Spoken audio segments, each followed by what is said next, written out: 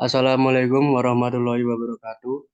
Kami dari kelompok 4 akan mempresentasikan hasil diskusi kelompok kami yang berjudul Analisis Pasar Bisnis.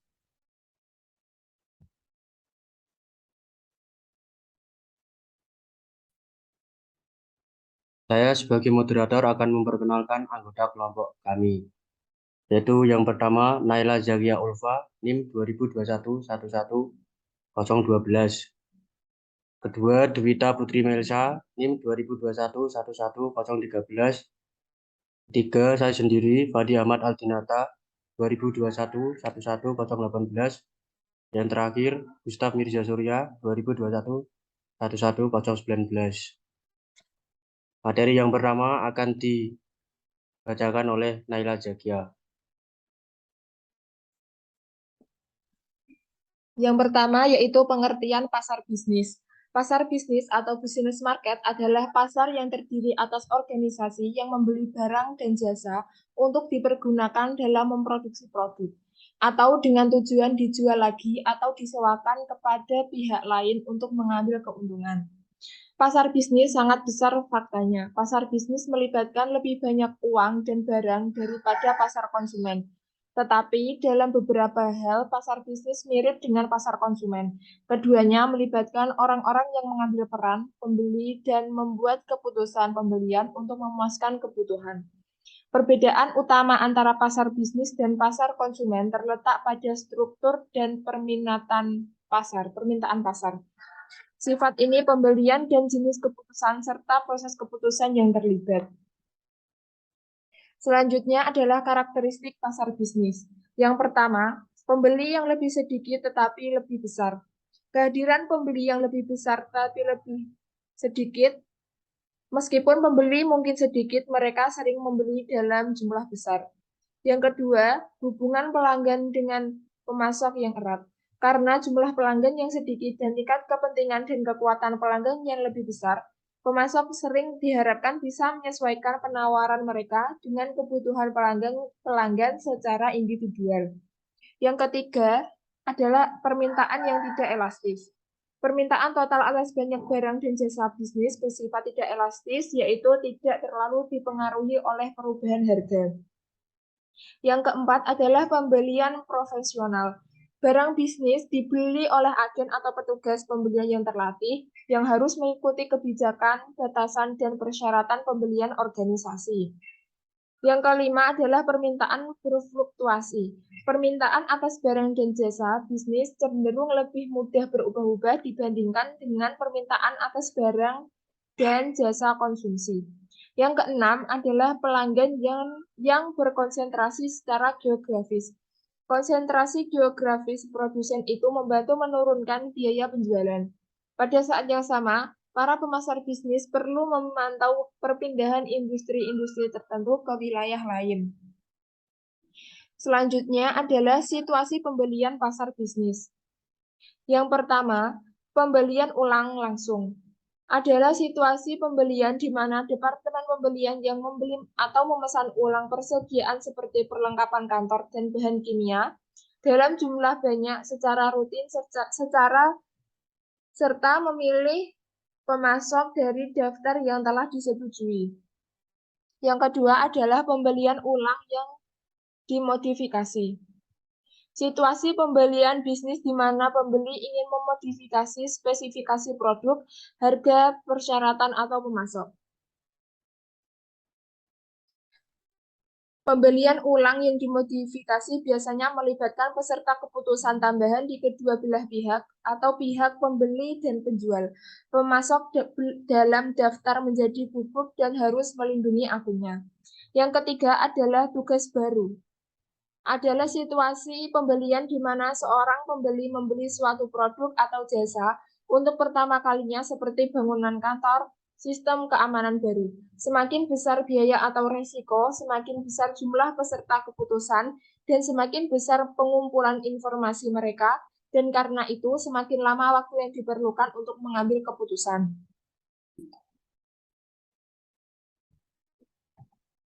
Materi selanjutnya akan dibacakan oleh Dwita Putri Melsa.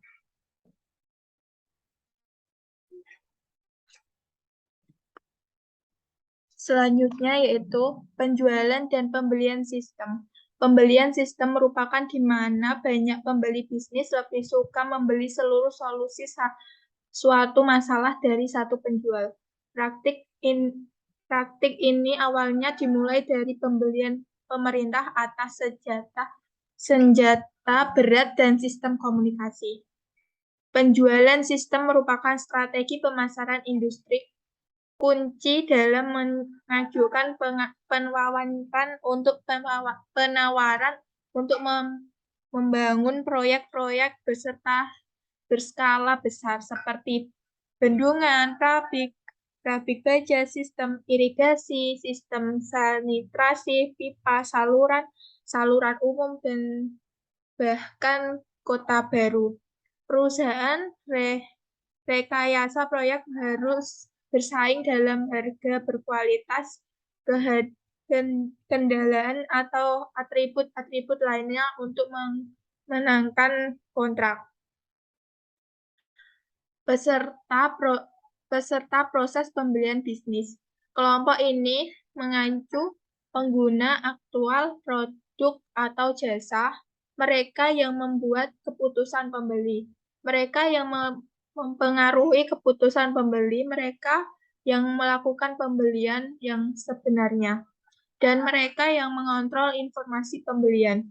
Pusat pembelian mencakup semua anggota organisasi yang memainkan salah satu dari 5 peran dalam proses keputusan pembelian, di antaranya adalah penggunaan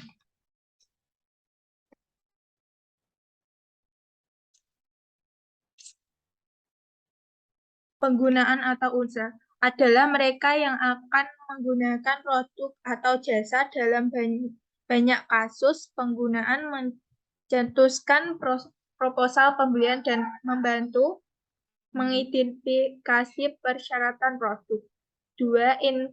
Influencer adalah pihak ini merupakan orang yang mempengaruhi keputusan pembelian, sering membantu mengidentifikasi, spesifikasi, dan menyediakan informasi untuk mengevaluasi alternatif. Personil teknik adalah influencer yang sangat penting. 3. Pembeli merupakan orang yang mempunyai otoritas resmi untuk memilih, pemasok, dan mengatur syarat pembelian. 4. Pengambil keputusan. Trader merupakan orang yang mempunyai persyaratan produk atau pemasok. Yang kelima, penjaga atau gerbang. Penjaga gerbang maksudnya adalah orang yang mempunyai kekuatan untuk mencegah penjual atau informasi yang agar tidak menjangkau anggota pusat pembelian, misalnya agen. Pengaruh utama pada pembelian bisnis. Pembelian bisnis tunduk pada banyak pengaruh ketika mereka membuat keputusan pembeli. Beberapa pemasar berasumsi bahwa pengaruh utama adalah ekonomi. Faktor ekonomi sangat penting bagi berbagian besar pembeli, terutama dalam ekonomi yang sulit. Saat penawaran yang bersaing sangat berbeda, pembeli bisnis akan lebih bertanggung jawab dalam memilih mereka dan memberikan lebih banyak perhatian pada faktor ekonomi. Pengaruh atas pembelian bisnis dapat dikelompokkan menjadi 4 faktor, yaitu sebagai berikut. Yang ke-1 yaitu faktor lingkungan. Para pembeli bisnis segan dipengaruhi oleh faktor-faktor ekonomi yang sedang berlangsung atau yang berpikiran, seperti tingkah pemerintahan atas produk mereka, ramalan ekonomi, dan tingkat suku bunga. 2. Faktor organisasi. Setiap organisasi yang melakukan pembelian memiliki tujuan, kebijakan, prosedur, struktur organisasi, dan sistem yang efektif. 3. Faktor antar pribadi. Pusat pembelian biasanya terdiri dari beberapa peserta dengan minat, wewenang, status, empati, dan daya bujuk yang berbeda-beda. Pemasar, bisnis tidak memiliki pengaruh dinamika kelompok apa yang ada selama proses pengambilan keputusan pembeli. Padahal informasi apa saja yang dapat ditemukan tentang faktor kepribadian dan antar pribadi akan bermanfaat. Yang keempat, faktor pribadi. Setiap anggota dalam proses pembelian memiliki motivasi, preferensi, dan preferensi pribadi. Mereka dipengaruhi oleh umur, penghasilan, pendidikan, jabatan, kepribadian, sikap terhadap resiko, dan budaya.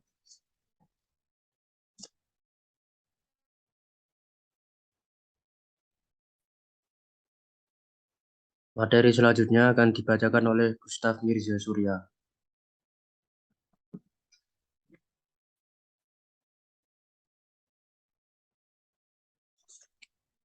Proses pengambilan keputusan.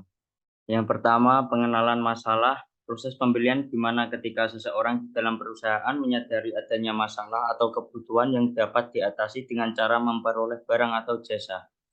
Yang kedua, deskripsi kebutuhan umum.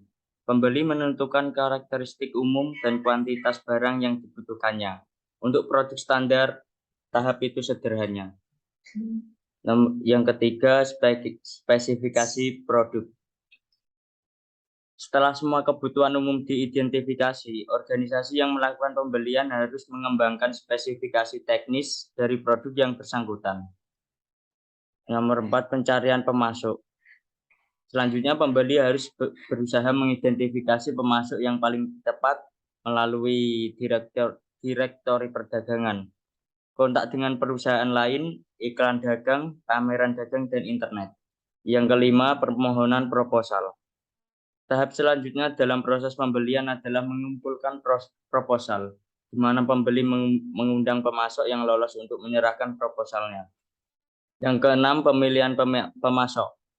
Sebelum memilih pemasok, pusat pembelian akan menspesifikasi sejumlah atribut pemasok yang diinginkan dan menetapkan tingkat kepentingan relatif atau prioritas atribut tersebut. Yang ketujuh, spesifikasi pesanan rutin.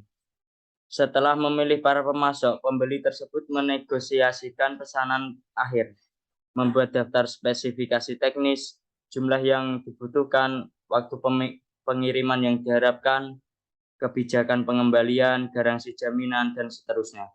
Yang terakhir, tinjauan kerja. Jika semua sudah dilakukan, pembeli kemudian menilai kinerja pemasok yang dipilih.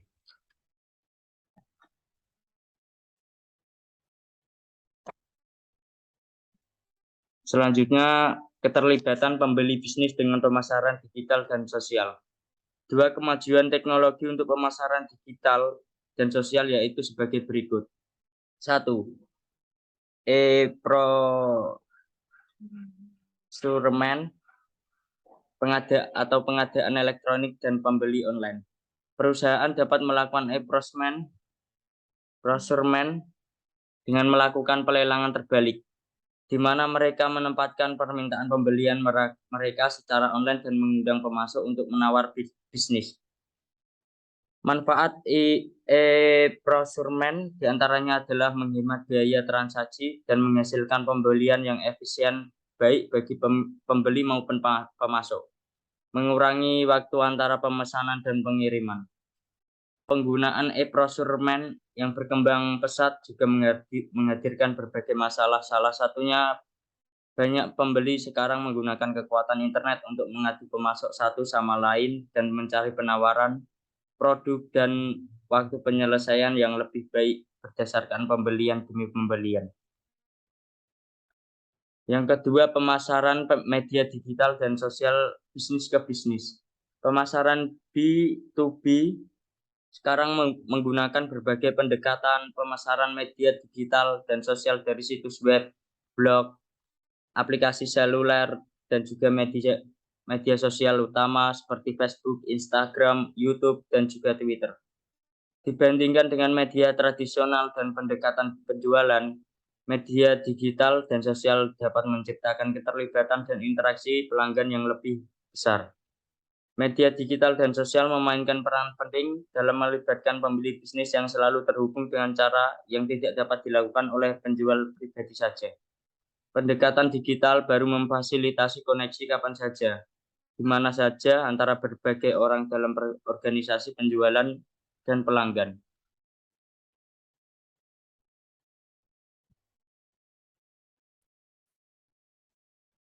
Materi selanjutnya saya akan baca sendiri, pasar, kelembagaan, dan pemerintah. Pasar institusi. Pasar lembaga merupakan instansi yang menyediakan barang dan jasa bagi orang-orang yang berada dalam penanganan mereka. Pasar lembaga terdiri dari sekolah, rumah sakit, rumah perawatan, penjara, dan lembaga lain yang harus menyediakan barang dan jasa kepada orang-orang yang mereka urus. Pasar pemerintah. Pasar pemerintah merupakan organisasi atau lembaga pemerintah yang membeli produk untuk menjalankan kegiatan operasionalnya, melayani berbagai kepentingan masyarakat. Pasar pemerintah umumnya mengharuskan pemasok untuk mengajukan penawaran dan sering memberikan kontrak kepada penawar terendah.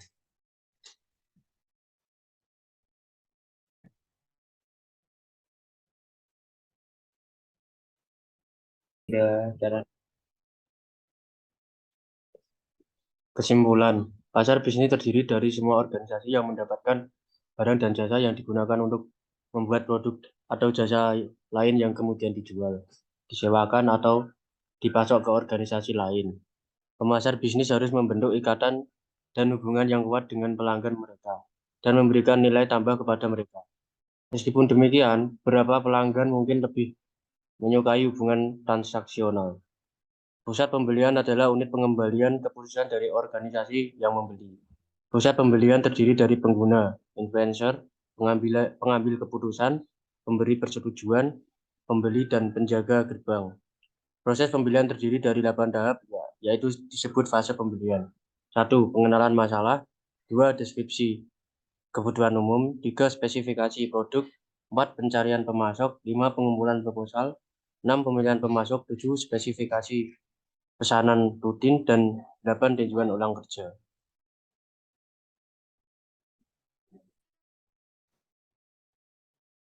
Sekian presentasi dari kelompok kami. Jika ada salah kata, kami mohon maaf. Wassalamualaikum warahmatullahi wabarakatuh.